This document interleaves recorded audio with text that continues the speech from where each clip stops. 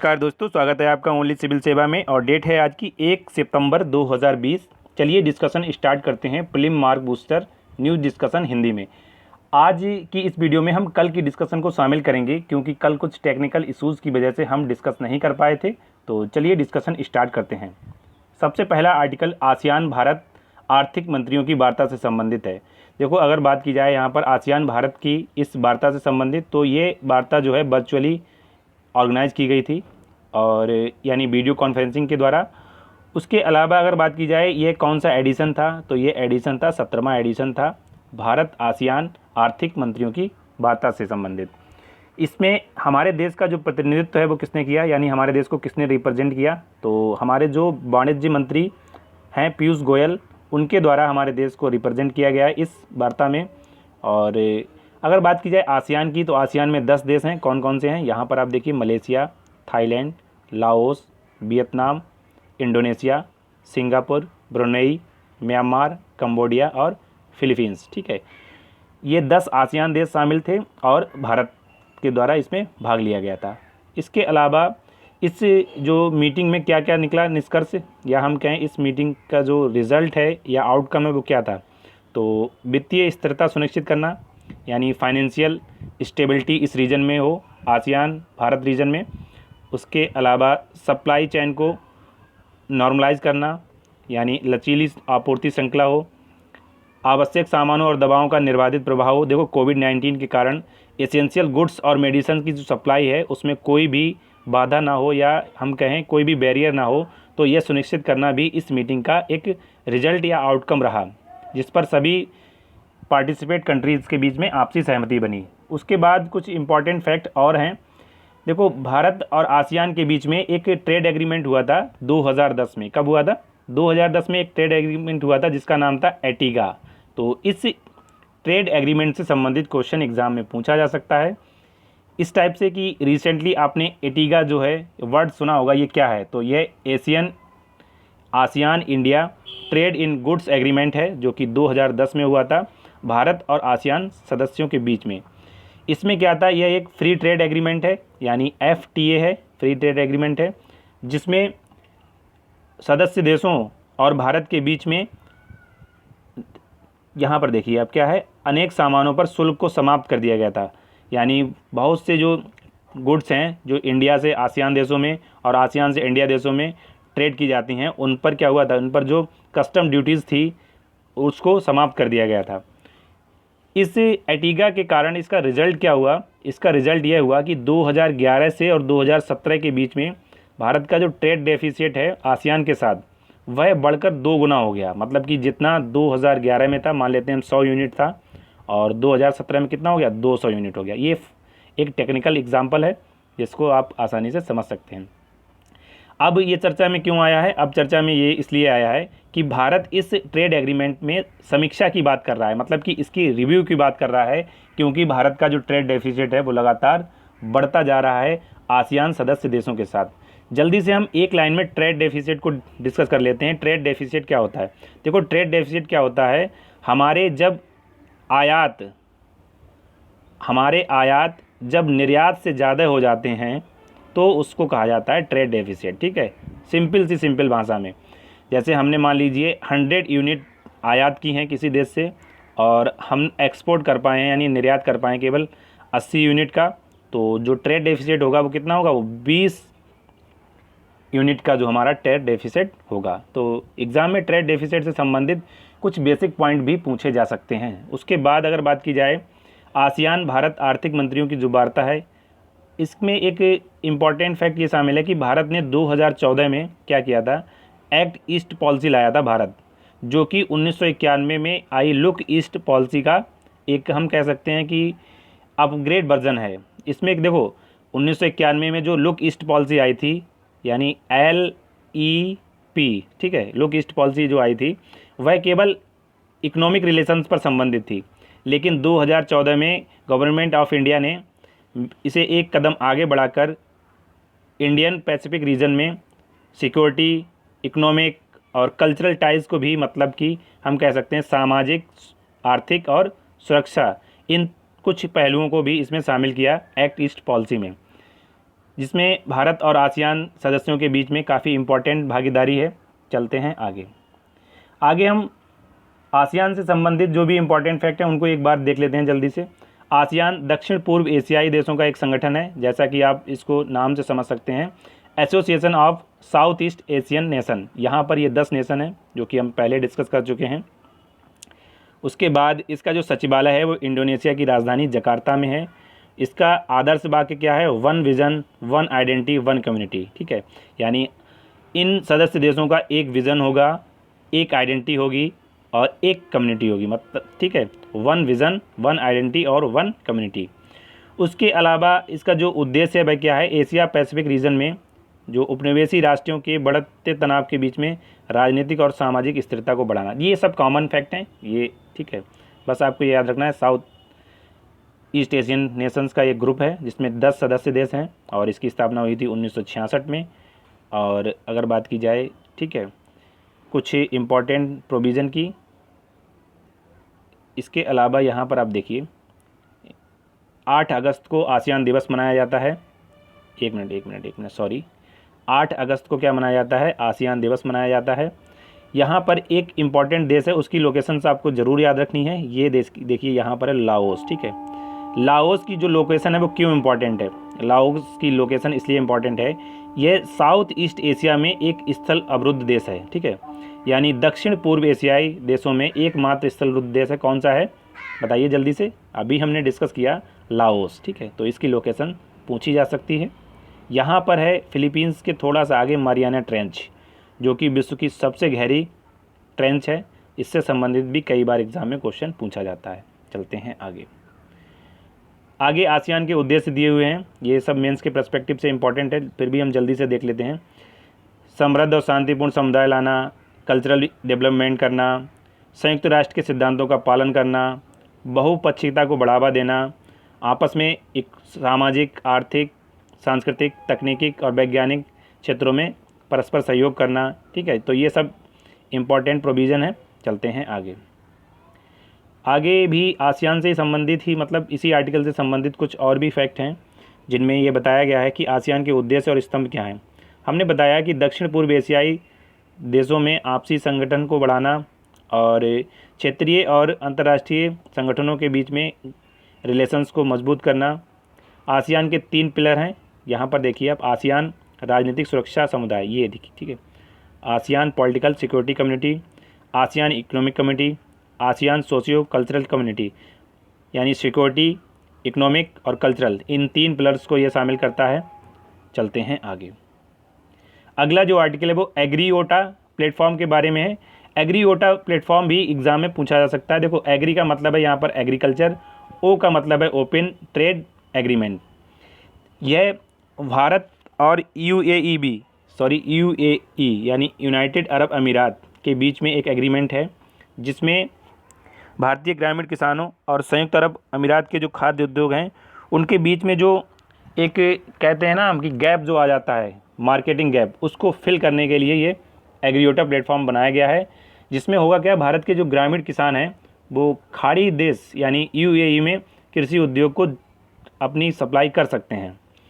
इसमें बिचौलिए जो होते हैं उनको क्रॉस किया गया है, यानी उनको छोड़ा गया है। जैसे यहाँ पर आप देख सकते हैं अमेज़न जैसे, इनको दरकिनार करते हुए हमारे देश के जो ग्रामीण फार्मर हैं उनको सीधे यूएई की मार्केट से जोड़ा जाएगा इस प्लेटफॉर्म के जरिए, एग्रीओटा प्लेटफॉर्म। तो एग्ज़ाम में पूछा जा सकता है कि एग्रीओटा प्लेटफॉर्म रिसेंटली न्यूज़ में था, किस देश के साथ हमारे टाई अप को बढ़ाएगा? तो आंसर होगा संयुक्त अरब अमीरात। इसके अलावा कुछ इंपॉर्टेंट फैक्ट दिए हुए हैं जो कि आप मेंस में यूज़ कर सकते हैं जब आपको गल्फ़ कंट्रीज़ के बारे में कुछ लिखना हो। 2019 में यहाँ पर देखिए यूएई के साथ 38 बिलियन अमेरिकी डॉलर से अधिक कृषि और प्रसंस्कृत खाद्य उत्पादों का निर्यात किया था भारत ने। ठीक है, भारत ने काफ़ी एक्सपोर्ट किया था कृषि से संबंधित उत्पादों का। 38 बिलियन की राशि हमें प्राप्त हुई थी डॉलर में। इसके अलावा इस प्लेटफॉर्म से क्या होगा, जो संयुक्त अरब अमीरात है उसका वैश्विक खाद्य सुरक्षा सूचकांक में उसकी जो रैंकिंग है उसमें सुधार होगा। अगर बात की जाए ग्लोबल फूड सिक्योरिटी इंडेक्स की, तो ग्लोबल फूड सिक्योरिटी इंडेक्स जो है इसमें भारत का स्थान है 72। कितना है? भारत का स्थान है 72 और 113 देश इसमें शामिल थे। सिंगापुर को इसमें पहला स्थान मिला है, उसके बाद आयरलैंड, उसके बाद संयुक्त राज्य अमेरिका, ठीक है, यूएसए। भारत की अगर रैंकिंग की बात की जाए तो भारत की रैंकिंग है 72, ये इंपॉर्टेंट है। उसके बाद कुछ और भी प्रोविज़न दिए हुए हैं यहाँ पर, 1 मिनट। खाद्य सुरक्षा और एसडीजी में संबंध, देखो जब भी आपको मेंस में कुछ लिखना हो खाद्य सुरक्षा से संबंधित या ऐसे संबंधित, तो आप इन लक्ष्य को यानी इन टारगेट को आप लिख सकते हैं। जैसे गरीबी की समाप्ति, पहला टारगेट है हमारा नो पॉवर्टी। गोल नंबर हमारा 4 है क्वालिटी एजुकेशन। जब क्वालिटी एजुकेशन होगी तो खाद्य सुरक्षा इंप्रूव होगी। कैसे होगी? मान लीजिए कोई एजुकेशन क्वालिटी एजुकेशन है तो रिसर्च होगी तो उससे क्या होगा, क्या कहते हैं, फूड प्रोडक्शन बढ़ेगा, और फूड प्रोडक्शन जब बढ़ेगा तो क्या होगा, तो फिर हमारी फूड सिक्योरिटी मजबूत होगी। इसके अलावा 5वां है हमारा जेंडर इक्वलिटी, और 12वां नंबर का जो गोल है हमारा वो है रिस्पॉन्सिबल कंजम्पशन एंड प्रोडक्शन, जिम्मेदार खपत और उत्पादन।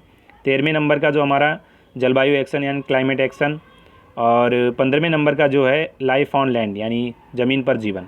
ये कुछ इंपॉर्टेंट एसडीजी गोल हैं। देखो लास्ट ईयर क्या हुआ था, पीसीएस के एग्ज़ाम में गोल नंबर 6 के बारे में पूछा गया था। गोल नंबर 6 क्या है? Clean water and sanitation.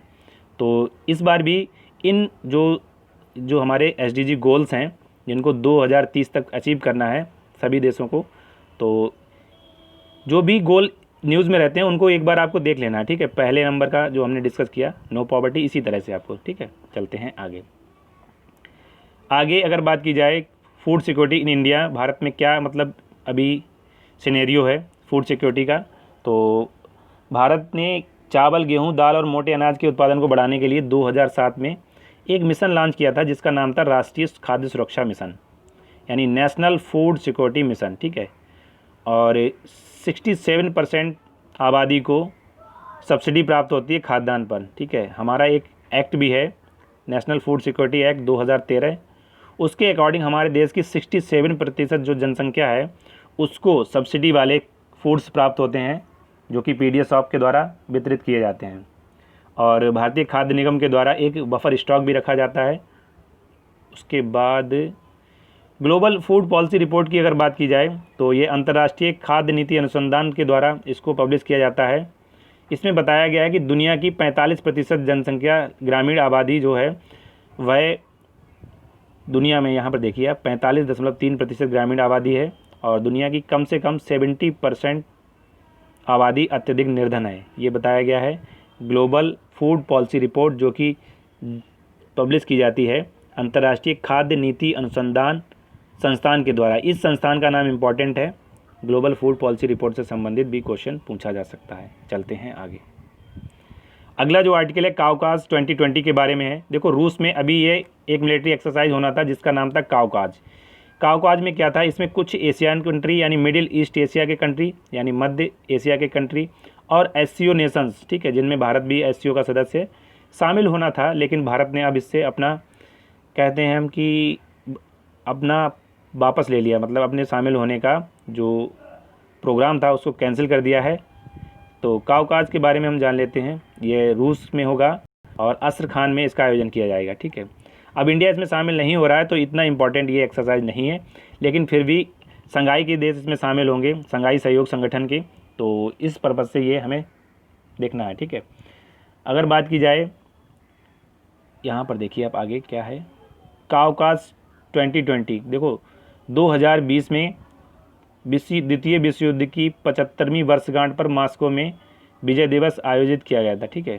तो उसमें भारत ने भाग लिया था। अब इसमें भारत क्यों नहीं भाग ले रहा है, भारत ने कोविड-19 का हवाला दिया है, लेकिन जो विशेषज्ञ हैं उनका मानना है कि चीन की भागीदारी की वजह से भारत ने इसमें पार्टिसिपेट करने से मना कर दिया है। अगर बात की जाए एससीओ की, तो एससीओ की स्थापना की गई थी 2001 में, संघाई सहयोग संगठन की, और इसका जो मुख्यालय है वो बीजिंग में है। देखो यहाँ पर नाम में जब संघाई है तो आप कंफ्यूज नहीं होना, इसका जो मुख्यालय है वो बीजिंग में है, और इसमें वर्तमान में 8 मेंबर कंट्रीज़ हैं जो परमानेंट मेंबर हैं। भारत और पाकिस्तान भी इसके सदस्य हैं, ठीक है। इसके अलावा चाइना, रूस, कजाकिस्तान, ठीक है, ये सब कंट्रीज़ जो हैं इसमें शामिल हैं, और ये नाटो के काउंटर पार्ट्स के रूप में इसकी स्थापना की गई थी। इसके अलावा यहाँ पर एक फैक्ट ये दिया हुआ है कि भारत और रूस के बीच में इंद्र एक्सरसाइज होता है, नेवल एक्सरसाइज 2003 से, और अवेंद्र वायुसेना एक्सरसाइज होता है 2014 से। उसके बाद TSENTR यह एक बहुपक्षीय अभ्यास है। तो आपको इंद्र नौसेना अभ्यास और अवेंद्र वायुसेना अभ्यास के बारे में भी याद रखना है, ये रसिया के साथ भारत के द्वारा किए जाते हैं। उसके बाद अगला आर्टिकल प्रणब मुखर्जी से संबंधित है। कल हमारे देश के जो 13वें राष्ट्रपति थे उनका निधन हो गया था, तो उनसे संबंधित भी आर्टिकल को हम देख लेते हैं। कुछ इंपॉर्टेंट फैक्ट हैं इसमें, जैसे इनका जन्म हुआ था 11 दिसंबर 1935 को पश्चिम बंगाल में, और इनकी जो डेथ हुई है वो कल हुई है, यानी कल 31 अगस्त को, ठीक है। इसके अलावा हमारे देश के 13वें नंबर के ये राष्ट्रपति रहे थे। इनको 2008 में पद्म विभूषण का पुरस्कार दिया गया था और 2019 में इन्हें भारत रत्न से सम्मानित किया गया था, जो कि हमारे देश का सबसे बड़ा नागरिक सम्मान है। देखो एग्ज़ाम में कई बार हमारे देश के सबसे बड़े नागरिक सम्मान के बारे में क्वेश्चन पूछा गया है, तो भारत रत्न जो है हमारे देश का सबसे बड़ा नागरिक सम्मान है। उसके बाद नंबर आता है पद्म विभूषण का, फिर पद्म भूषण और उसके बाद पद्मश्री। तो ये एक पैटर्न है। इसके अलावा इन्होंने हमारे विदेश मंत्री, रक्षा मंत्री, वाणिज्य मंत्री, वित्त मंत्री के रूप में भी काफ़ी लंबे समय तक हमारे देश की सेवा की थी, और यही इम्पोर्टेंट प्रोविज़न थे जो कि हमने डिस्कस किए। इनके कार्यकाल से संबंधित क्वेश्चन एग्ज़ाम में पूछा जा सकता है। तो 13वें नंबर के ये राष्ट्रपति थे हमारे देश के। कार्यकाल था 25 जुलाई 2012 से 25 जुलाई 2017 तक। चलते हैं आगे। अगला जो आर्टिकल है श्रीलंका की इंडिया फर्स्ट नीति के बारे में है। अभी श्रीलंका के द्वारा एक स्टेटमेंट दिया गया था जिसमें ये कहा गया था कि भारत जो है हमारे लिए रणनीतिक रूप से सबसे पहले है। तो ये काफ़ी इम्पॉर्टेंट न्यूज़ थी। मेंस में भी जब भी कभी श्रीलंका से संबंधित कुछ लिखना हो हमें, तो हम यहाँ पर ये कोट कर सकते हैं कि हाल ही में श्रीलंका ने अपना ट्रेंड बदला है और उसने कहा है कि चाइना की बजाय इंडिया जो है हमारा रणनीतिक पार्टनर जो है सबसे पहले रहेगा, और सामरिक सुरक्षा की जब बात होगी तो इंडिया को फर्स्ट प्रायोरिटी दी जाएगी। अगर बात की जाए कुछ इम्पॉर्टेंट फैक्ट की जो श्रीलंका के साथ हमारे हैं, सिलीनेक एक एक्सरसाइज है, श्रीलंका इंडिया नेवल एक्सरसाइज है, और मित्र शक्ति जो है संयुक्त सैन्य अभ्यास है। तो ये कुछ इंपॉर्टेंट सैन्य अभ्यास हैं। देखिए यहाँ पर सिलीनेक्स और मित्र शक्ति, इनसे संबंधित भी क्वेश्चन एग्जाम में पूछा जा सकता है। उसके अलावा भारत मालदीव श्रीलंका के साथ मिलकर एक त्रिपक्षीय समझौते में काम कर रहा है, जिसमें जो सी पायरेसी होती है यानी समुद्री डकैती होती है उसको कम करने के लिए काम कर रहा है भारत मालदीव और श्रीलंका के साथ मिलकर। चलते हैं आगे क्विक रिवीजन है जो भी हमने आज डिस्कस किया, जल्दी से देख लेते हैं। आईटीका क्या है? ये 10 एशियान सदस्यों और भारत के बीच में 2010 में एक ट्रेड एग्रीमेंट था जो कि फ्री ट्रेड एग्रीमेंट था, और इससे भारत का व्यापार घाटा बढ़ा है। तो हमने डिस्कस किया था कि व्यापार घाटा बढ़कर 2 गुना हो गया है, तो ये स्टेटमेंट ट्रू है। उसके बाद एक्ट ईस्ट पॉलिसी की अगर बात की जाए तो 1991 में इसे लॉन्च किया गया था, और लुक ईस्ट पॉलिसी केवल आर्थिक संबंधों पर केंद्रित थी। देखो यहाँ पर एक्ट ईस्ट पॉलिसी स्टेटमेंट गलत हो जाता है, ये 2014 में लॉन्च की गई थी, और लुक ईस्ट पॉलिसी 1991 में लॉन्च की गई थी, ये केवल आर्थिक संबंधों पर थी। तो ये भी स्टेटमेंट फॉल्स हो जाता है। क्यों? क्योंकि इसका पहला स्टेटमेंट जो है वो रॉन्ग है। उसके बाद ग्लोबल फूड सिक्योरिटी इंडेक्स में भारत 72वें स्थान पर रहा है और सिंगापुर पहले स्थान पर रहा है। बिल्कुल सही, यानी ट्रू ऑप्शन है ये। भारत और श्रीलंका के बीच में इंद्र नौसेना अभ्यास होता है, बिल्कुल गलत। और भारत और रूस के बीच में एक नौसैनिक अभ्यास होता है सिलीनेक्स। देखो यहाँ पर स्टेटमेंट में इन एक्सरसाइज को रिवर्स कर दिया गया है, श्रीलंका के साथ होता है सिलीनेक्स और रूस के साथ होता है इंद्र, तो यह भी फॉल्स हो जाता है। उसके बाद चावल, गेहूं, दाल और मोटे अनाज के उत्पादन को बढ़ाने के लिए राष्ट्रीय खाद्य सुरक्षा मिशन शुरू किया गया था। कब? 2007 में, ना कि 1999 में। तो ये स्टेटमेंट भी फॉल्स हो जाता है। तो आज की डिस्कशन में इतना ही था। अगर आपको ये वीडियो अच्छी लगी तो लाइक, शेयर और कमेंट करें, और हमारे चैनल ओनली सिविल सर्विसेज को सब्सक्राइब करें, जिस पर आपको द हिंदू, इंडियन एक्सप्रेस और पीआईबी के जो भी इंपॉर्टेंट आर्टिकल होते हैं जो यूपीएससी या विभिन्न स्टेट पीसीएस एग्जाम में पूछे जा सकते हैं, उनको ही हम डिस्कशन में शामिल करते हैं। Thank you for watching. अगर आप लोग इस वीडियो की पीडीएफ डाउनलोड करना चाहते हैं तो आप हमारे टेलीग्राम चैनल ओनली सिविल सेवा से जुड़ सकते हैं, जिसका लिंक आपको डिस्क्रिप्शन में मिल जाएगा। Thank you.